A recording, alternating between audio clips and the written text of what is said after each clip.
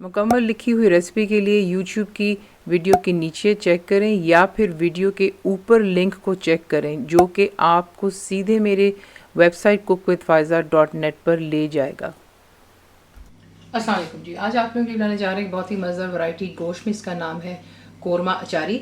तो यहाँ पर आपको जो मैं दिखा रही हूँ ये मैं एक काम कर चुकी हूँ, ठीक है। मेरे पास 1 किलो मटन का मिक्स्ड गोश्त था और उसमें मैंने 3 गिलास पानी डाला, 1/4 टीस्पून यानी 1/4 छोटी चम्मच हल्दी डाली मैंने और 1/2 टीस्पून यानी कि आधी चमची नमक। वो डाल करके मैं इसको अच्छी तरह बॉईल किया, यहाँ तक कि आपने गोश्त को इतना बॉईल करना है कि गोश्त गल जाना चाहिए। तो यहाँ पर गोश्त कम्प्लीटली गल गया और यहाँ पर 1 कप या 1 गिलास जितना आप समझ लें कि यखनी रह गई है। अब आपने गोश्त को लैदा कर लेना और यखनी को आप एक साइड पर रख लें, उसकी हमें ज़रूरत आगे बढ़ेगी। तो ये है कि ये चीज़ मैं कर चुकी हूँ और आपको यहाँ पे दिखा दिया। अब आपको दिखाते हैं नेक्स्ट स्टेप क्या है। अब आपने क्या करना है, तेल आप करेंगे गरम, 1/2 कप ऑयल है, इसमें आप डालेंगे साबुत ज़ीरा, 1.5 चाय का चम्मच है राई दाना, 1 टीस्पून है लेवल्ड कलौंजी, ये भी लेवल्ड है 1 टीस्पून, साबुत लाल मिर्चें 10-12 डाल लें और लौंग 10-15, ठीक है।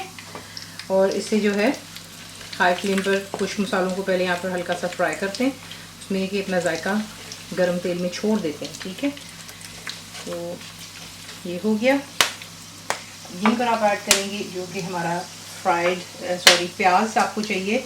मैंने इसको यहाँ पर ग्राइंड कर लिया हुआ है इनटू पेस्ट, क्योंकि कोरमा की तरह बनेगा तो ये बहुत स्मूथ बनता है इसका ग्रेवी। तो 2 बड़े साइज़ के मैंने प्याज लिए, ग्राइंड कर लिया और इसको ऐड करते हैं बीच में। प्याज चला गया, उसके बाद अब इसमें ऐड करेंगे अदरक और लहसुन का पेस्ट। ये मेरे पास 1.5 टेबलस्पून जितना है। फ्लेम को हाई पर रखेंगे और आपने जो है प्याज को यहाँ पर इसका बादामी सा कलर करना है। हाई फ्लेम रखें और अच्छे से फ्राई कर लें कि इसका कच्चापन भी ख़त्म हो जाए। तो ये देख लें यहाँ पे जो है प्याज का कलर बादामी सा हो गया। अब इसमें आपने जो चीज़ें ऐड करनी वो है हमारा बॉइल्ड मीट जाएगा बीच में, नमक आप डालेंगे,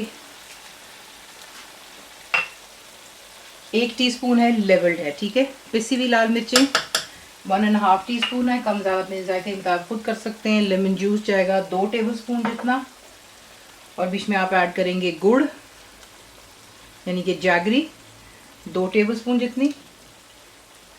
तमाम चीज़ों को अच्छे से मिक्स करें हाई फ्लेम पर और फिर आपको दिखाते हैं नेक्स्ट स्टेप। मिक्स कर लेने के बाद अब आप इसमें डालेंगे बची हुई यखनी जो तकरीबन 1 कप जितनी है मेरे पास।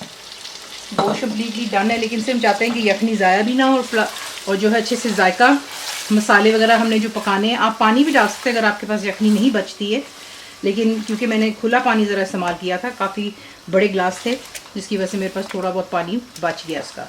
तो ये किसको अच्छे से मिक्स करते हैं।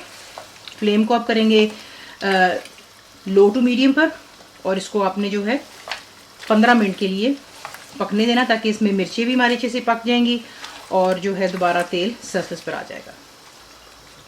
तो यहाँ पर देख लें कि तेल सरफेस पर आ रहा है और ये देखें इसका टेक्सचर, ठीक है। ये कोरमे की तरह, इसीलिए इसको कहा जाता है कोरमा अचारी। तो ये हो गया। अब यहाँ पर आप इसमें ऐड करेंगे फेंटी हुई दही और वो भी रूम टेम्परेचर पर। चूल्हे को आप बिल्कुल यहाँ पर स्लो पर रखते हैं और बीच में आप दही को ऐड करते हैं।